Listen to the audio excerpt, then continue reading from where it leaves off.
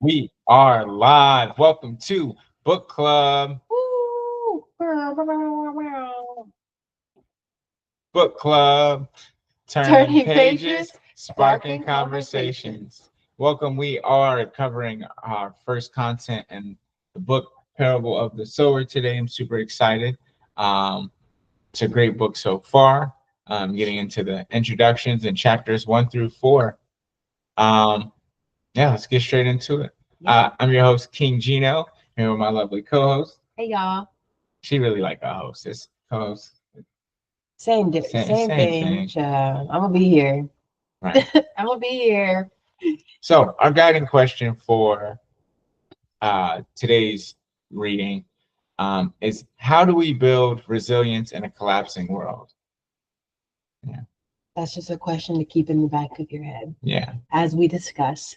hmm Because this book started off real great, the first 4 chapters. for sure. Well, let's answer that question. How do you build resilience in a collapsing world? I don't know. That's kind of a deep question. I'll need more time to think. Yeah, we'll come back to that.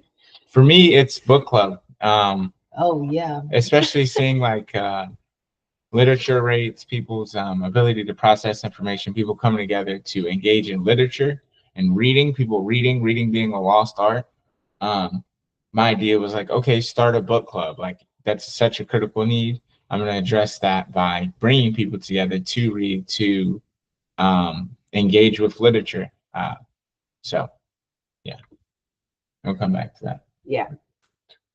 Summary. So in these chapters, Lauren, her hyper empathy is introduced. Our main character, Lauren, is introduced. hmm Young teenage girl, um, living in a wall, um, living in a neighborhood inside a wall. Some neighborhoods are walled, some are not. And that's another thing that is happening here is the gated community versus the chaos outside of the gated community. You know, Kind of gives Game of Thrones, but right? not really. Kind of. Very dystopian setting, world setting, and it starts out in 2024 for our first 3 chapters. Yeah. Eerie. Yeah. Eerie. There's a rising threat of water scarcity, drugs, and violence. She mentions this new drug that makes people like to, watch fires. Haven't really gotten into detail with that. There's a lot of violence, raping, killing going on outside of the walls in the neighborhood, and a lot of robberies happening within inside the walls of the neighborhood and fires. So just like threats of violence all around, and the price of It's water. kind of giving Walking Dead. Yeah, it definitely is giving That's what I Walking was Dead. trying to Walking Dead. If you've ever seen that, Yeah, that's what it's giving. I haven't seen it, but I definitely get Oh, the you've never vibe. seen Walking Dead? No, That's a great show, and Game of Thrones. I haven't seen either, but You gotta watch I both. definitely get the vibe. Yeah. And they mentioned how gasoline, nobody really even cares about gasoline, which maybe they have electric cars. I don't know if that was the underlying message, but the price of water is super expensive. People can't afford water, Well, so everyone's just walking everywhere. Low key. and everybody's like sort of walking everywhere. Yeah, society's broken down, and it was really expensive to get water, so she gets baptized in the chapter, and Yeah. that's like a big concern is they have to go outside of the city walls to get water to go to the church and fundraise just for a baptism because of the price of water. Yeah. Um, I can definitely see water being a scarcity in these times, yeah, like in America. in real life, Yeah. yeah, for sure. Um, Yes, in real life. yeah, and she starts to form her earthseed philosophy, and she goes into her descriptions of what God is, and God being changed and God being inevitable, and um, I am Lauren. there's definitely a lot of similarities to you I and get Lauren. kind of uncomfortable reading this book. This is, well, the first time I tried to read this book, I stopped at chapter 4 or 5. So reading it again, and I was already having eerie feelings because it's me. I am Lauren. Right. So now it's even more like, And oh my honestly, gosh. like it's written so well, it does like you really do feel like You you're write in Lauren. the journal. Yeah, because and especially the format of her describing what's happening through journal entries, you get her perspective, and Yeah. the tone is captured there. So yeah. But especially you specifically, the way you write, and you're a big I'm a journal big person too. journaler. So This is how I journal. I like Lauren. yeah, I am Lauren. Fun fact. Cast me as Lauren in the movie. Right. I will be Lauren Absolutely. in, but she's 12. Hey, Unless CGI, let me they, get it. unless they You look like, like you're tough. Themes to explore: change versus stability, that's a big one. That's the first one. survival and preparedness, community versus individualism, That's a good one. empathy as a strength or a weakness. Oh, I suffer with that. So let's go change versus stability. Where did you see that in the early chapters? Let me get my notes. I think it started off with change. Like Right, God has changed. We'll read that poem because that's definitely very critical. I definitely took some notes. I'm an iPad girly. Shout out to So all all that you touch, you change. All that you change changes you. The only lasting truth is change. God is change. And that's how the book opens up. Very powerful words. So that's how Lauren, it's almost like some foreshadowing going on. Um, but that's her interpretation of God. And then we learn that her dad is a reverend and he has his interpretation of God. And a lot of other people are like, oh, waiting and hoping for something to happen. And she sees the inevitability of change happening as God acting. Yeah. Yeah. And stability, there's not a lot of stability in that neighborhood. And there's the older people in the neighborhood trying to hold on to stability in a lot of ways. Like they go and watch the shows and through the one people's TV. But also like they wanted to go get baptized, which is sort of a older tradition. But in these times, like with water being so expensive, it's like they're trying to hold on to a lifestyle that they were able to live, but things are different now. So that stability, like COVID. right? Mm-hmm. Yeah, for me, change the note that I took. I highlighted in the passage, all that you touch, you change. All that changes you. All that you change changes you. The only lasting truth is change. God is change. Was that the whole poem? Mm-hmm. Oh, oops, my bad. It didn't show up like that. But I put release control and embrace change. Super simple, straight to the point, and that's what I got. Mm-hmm. Mm-hmm. Release control, embrace change. Absolutely. Yeah. Yeah. Survival and preparedness.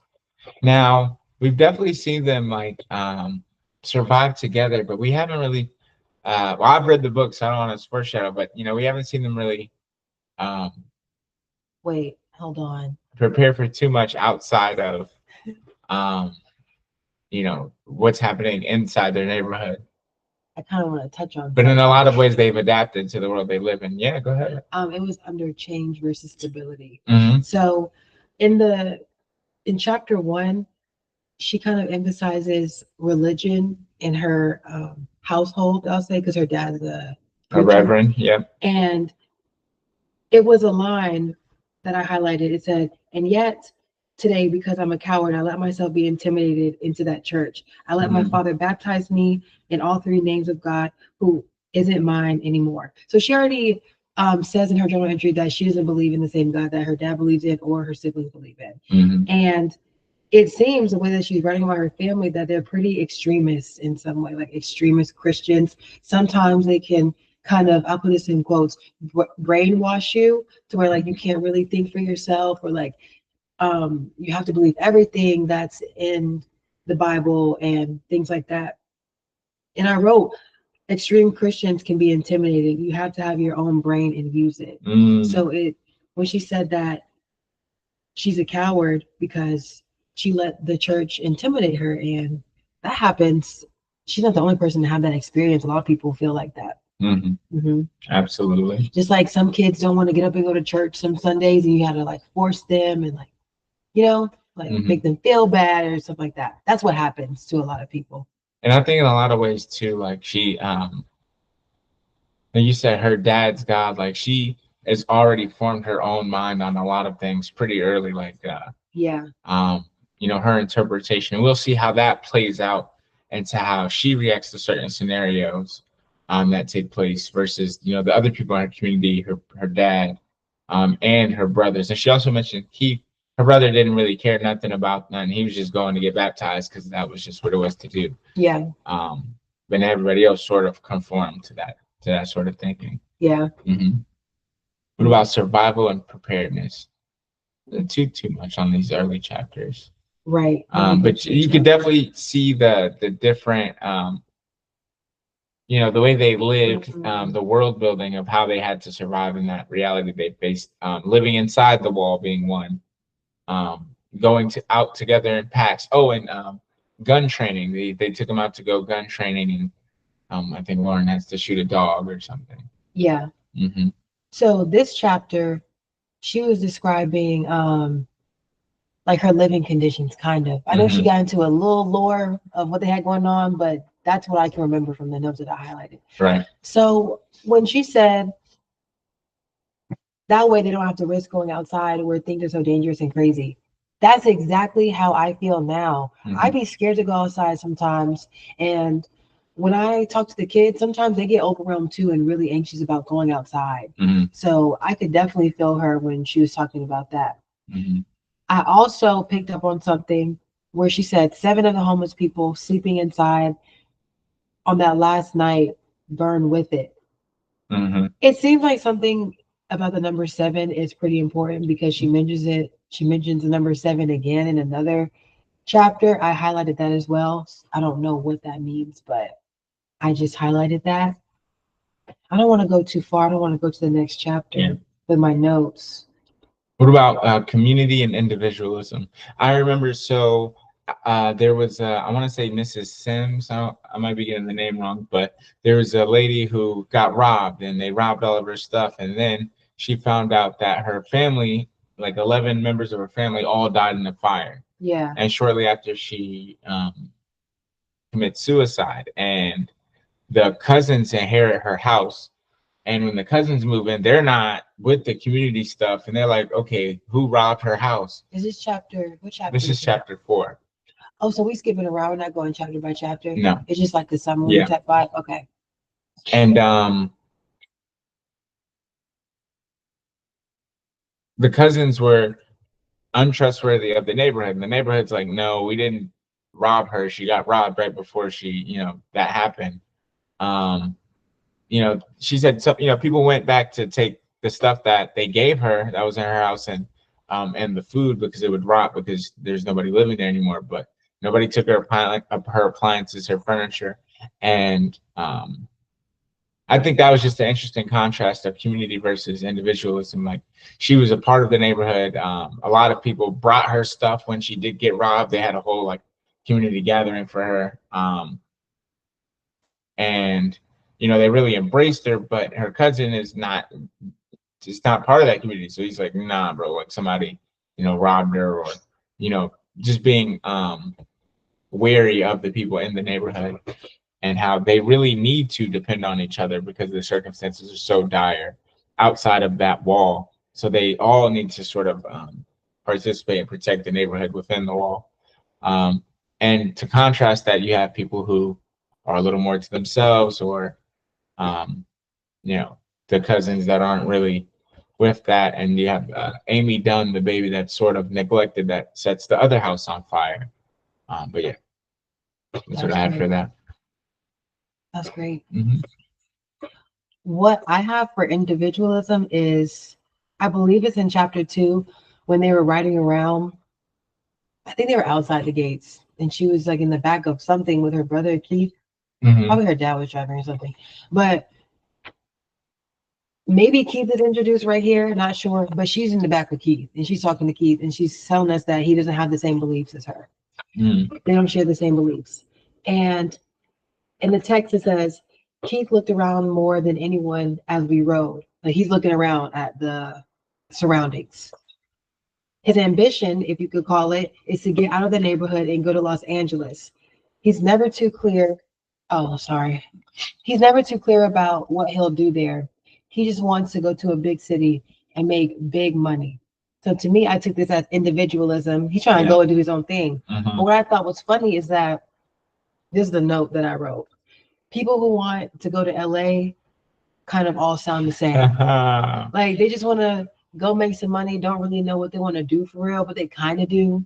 Chase Mhm. your dreams type bag. Like, I get it, but I just thought that was funny how it's still, this is written in the 90s, but in 2024, 25, Mhm. people still trying to go to LA to make it big somewhat. It's Mhm. kind of corrupting down, like crumbling down that Right. dream. But I think that's funny. I mean, even when it's coming down, people are still pursuing it, and I think that's what that emphasizes too. Like, Yeah. he wants to live in a city that sort of doesn't actually exist anymore, or maybe never existed. It was just an idea. Right. Hmm. Hmm. Because it's very dangerous in the city, and especially in that time, and in real life. Yeah. Another thing I have for community is still, this is a continuation of the conversation that Keith and Lauren are having. They're riding around and they see the homeless, not homeless lady, but like people naked, like a homeless lady or something, Hmm. like homeless people. And it said the naked woman never looked at us. And that immediately just reminded me of the Bible story Adam and Eve, when they sinned and became naked and they realized that they were naked and they were embarrassed. Because also in the text it said that the lady couldn't make eye contact with them. So it's like, I don't know how I tied that to community, but to me, it's like she needs community. She needs people to help her, but she's embarrassed. Mm. Maybe I'm thinking too deep about it, No, but yeah, she's embarrassed. She yeah, needs help. Yeah. yeah. What about empathy? So we're introduced to Lauren's hyper empathy, and how Lauren's mother was a drug addict, and that's how she was born with the hyper empathy. Yeah. And pretty much she's able to feel everybody's pain and pleasure, but she doesn't experience much pleasure or sees much pleasure in the world. So she feels everybody's pain, whether they're injured. She like takes on their injury. Um, Her little brother Keith was fake bleeding, and she started to bleed, which I Yeah. thought that was interesting. And she said that stopped after she got her first period. Um, but just the idea of being able to feel everybody's pain. Yeah. Right now, it's sort of just presented as a weakness, but I'm sure it comes into play for it being a strength. But I just think that's a very interesting. I love this is what I love about sci-fi books. It's like things like that become like a metaphor. Like Right. her hyper empathy is just a metaphor for empathy, but it's like exaggerated in a fictional way where she literally feels everybody's pain. So even if she was to injure somebody, she feels all of that pain. So she goes into like how when she gets into fights and scuffles, she really tries to hurt that person because she's gonna have to feel all the pain Yeah. herself. So she wants to make sure that it's like really worth the altercation, the conflict, the pain. Um, so maybe that's a strength, right? The built-in feedback mechanism where it's almost righteous anger, where she knows, like, okay, I'm gonna feel this, so she's accountable for the pain she inflicts. But at the same time, she has to feel all the pain, and other people can hurt themselves into making her feel her pain, and she's very vulnerable as a result. Facts. Hmm. Hmm. What you got? So we still in chapter 2 when they're riding around still with Keith and all them, and they're seeing the family's bodies like chopped up, like people with no heads Hmm. and stuff. And we're still just kind of getting introduced to her hyper empathy syndrome, Hmm. which I have. So it's this one liner, Octavia, she snapped. She snapped with this one. She said, this is Lauren. She said, I can take a lot of pain without falling apart. Mm.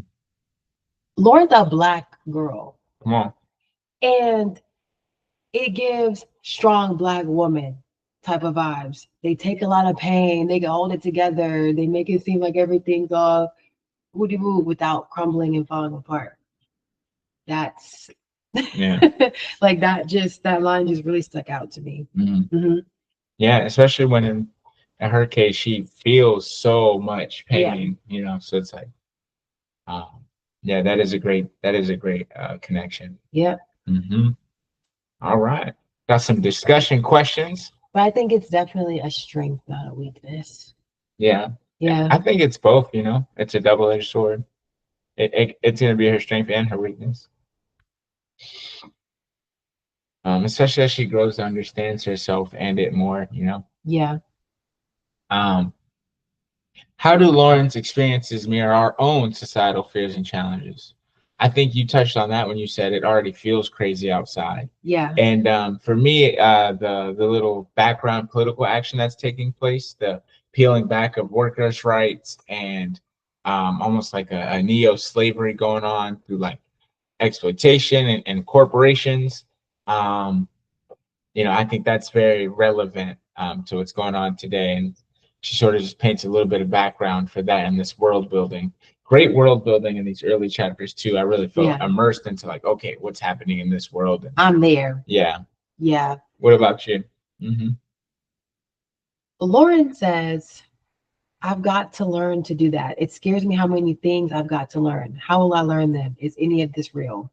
I've definitely written that down in my journal. Right. Seriously, is any of this real? How, like, what's going on? Just that overthinking, just you feel the pressure of the world and you're just overthinking. Is any of this real? COVID, what's going on? Right. Questioning your own existence. Yeah, literally, that's happened to me, Lauren. I feel you. Sure. Yeah. And the collapse, is the collapse in the novel slow and creeping or sudden? Does that reflect real world decline? For me, it feels like it's just something going on in the background. Like, yeah, there's very like the house is burning down and people are breaking in, but like it sort of feels normal. Yeah. And so it sort of feels like a subtle, like just the background, like, hey, that's just how it is. And I think that normalization is captured. I think she wrote it like that on purpose, because that's sort of how it is. Like, you know, like the world's on fire, but it's not like it's on broil. Like it's just like, you know what I'm saying? It's not burning everywhere at once. It's burning here, and then the fire's slowly spreading across the world and just problems spread. And I feel like that's more of like the vibe in real life. Like there's so, and especially because there's so many things going on, it's hard to even keep track of, you know, all of the, it's impossible to keep track of all of the problems in the world. But yeah, it's like a slow decline, but it's definitely like there's moments where it's like boom right in your face when you get another university school shooting or another, you know, like it's like dang, or especially when something happens locally to you now, it hits close to home or somebody you know. I think those moments make it feel like real in front of your face, but I definitely think it's a constant decline, constant slow decline in my opinion. And it's very realistic because it's written that way. Yeah. Like you said, I feel like constant slow decline. It's happening all together at once, but it feels fast but slow at the same time. It's a lot going on. It reminds me of the scene in Sinners when they was dancing in the house and it was burning down. That's how it is now. All this chaos going on. You got, I'm not even going to list them down, but it's like the house is burning, but still people are still like, but still kind of concerned at the same time. Right. Because you have no choice but to see, hear, smell like the fire burning. Yeah. Yeah, that's exactly how it feels. Yeah, that's a great one. That's a good metaphor. Sinners. Shout Same out Michael A and B. Michael A. Jordan and Michael B. Jordan and Ryan Coogler. How does Lauren's vision of God as challenge traditional religious thinking? Actually, I'm gonna be the first person to say it on here on stream.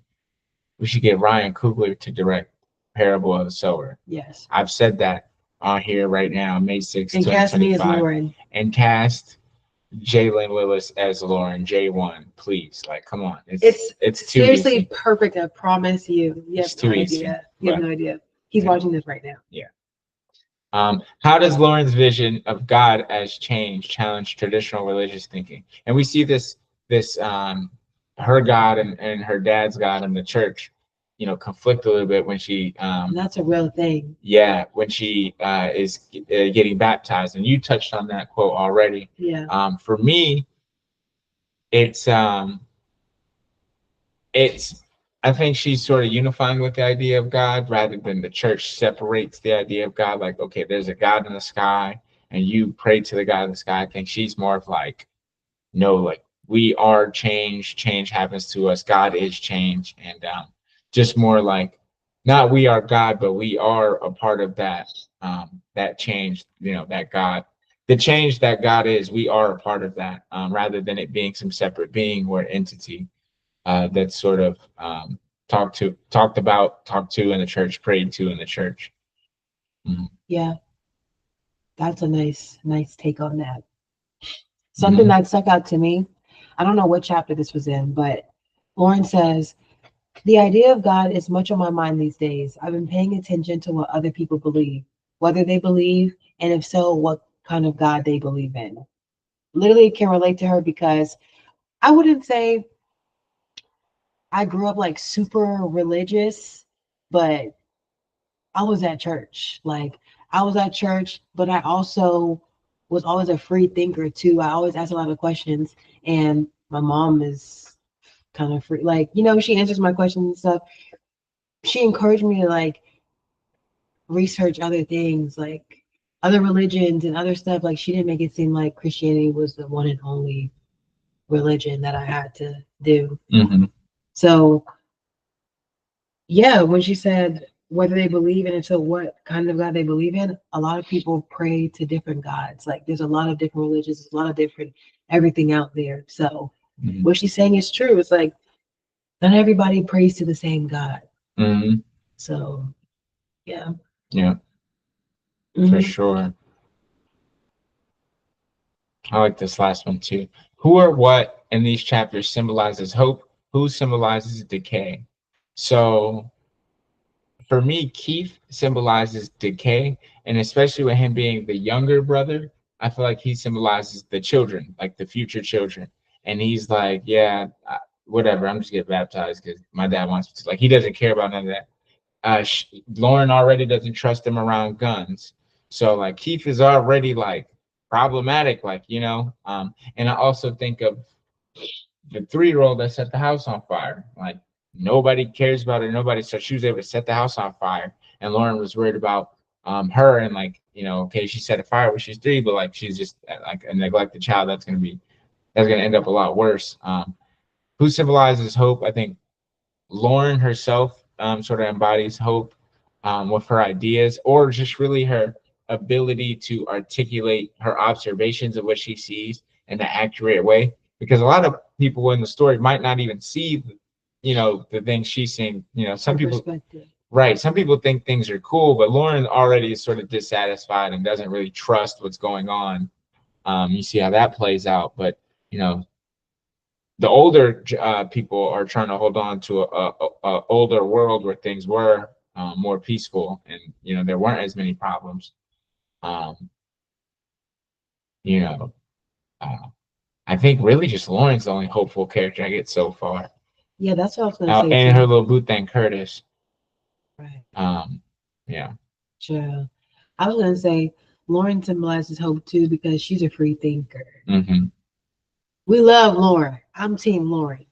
Decay, I would say decay is beyond the gate because Mm, it's literally decaying. Like yeah. people are decapitated, bodies on the ground. You got the dogs acting like wolves, black bears attacking people, all that stuff. Mm, Seriously, give me Walking Dead decay. Probably smells really bad too. right. Yeah, literally. Yeah, for sure. For sure. Yeah. Context. We're in 93, Yep. but eerily predicts climate crisis, privatization. Is that how you say it? Privatization. Privatization of security, wealth, inequality. Butler herself called it a cautionary tale. Mhm. Caution. Read with caution. How much of this fiction is already reality?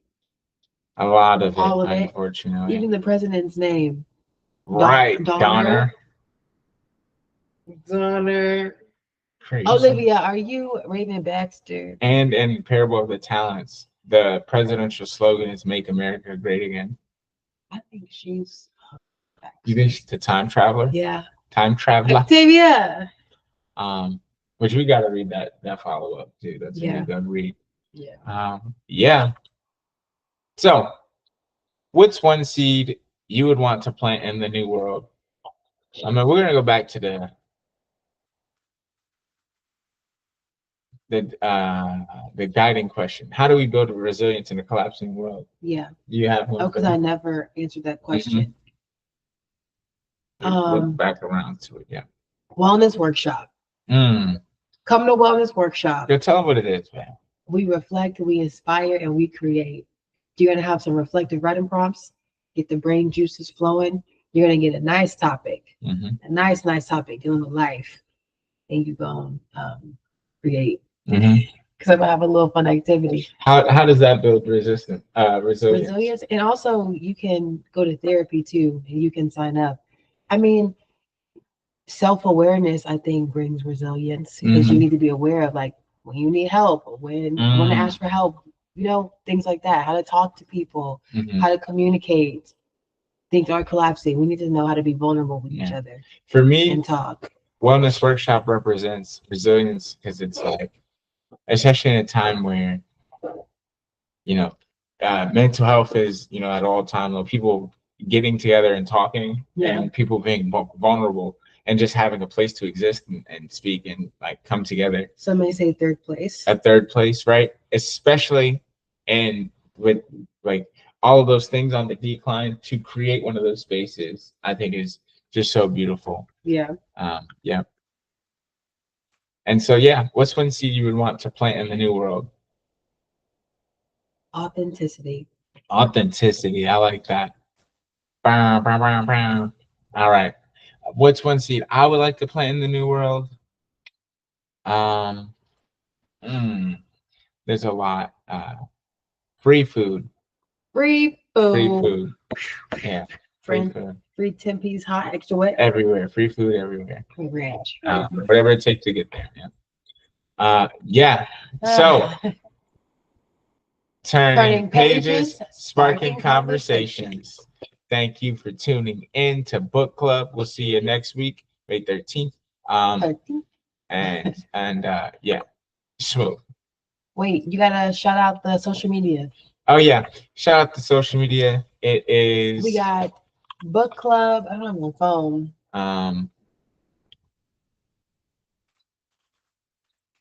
Book.club. It's gonna be in the caption. It's gonna be in the caption, y'all. We got we Book Club, some new social media. Book Club Instagram. We got the Book Club YouTube channel. Like, subscribe, comment. Yeah. And yeah, we'll be back. We done. Yeah. Let me get our thumbnail.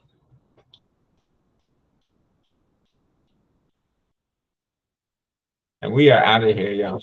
Thank you for tuning in, and smooth. Bye, y'all. Hey, you gotta make a Book Club podcast. Yeah. Well, that's what this is, then. Audio.